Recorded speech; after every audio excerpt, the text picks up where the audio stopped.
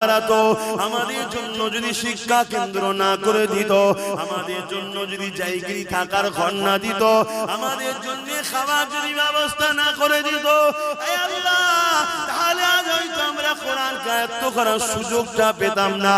বিশাখ আপনি স্মরণ করিয়ে রেখেছে, কিন্তু ওসিলা তো তারা হয়েছিল। হে আল্লাহ, তাদেরকে ছাড়া আমি জান্নাতে যাব না। আমার আল্লাহ বলবে সাদ্দাকটা সত্য বলছে এরা।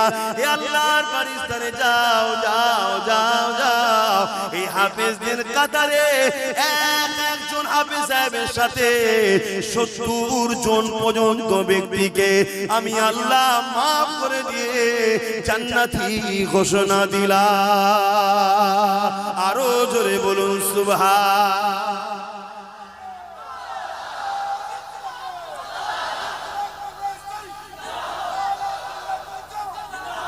ভাইরা আমার, আল্লাহ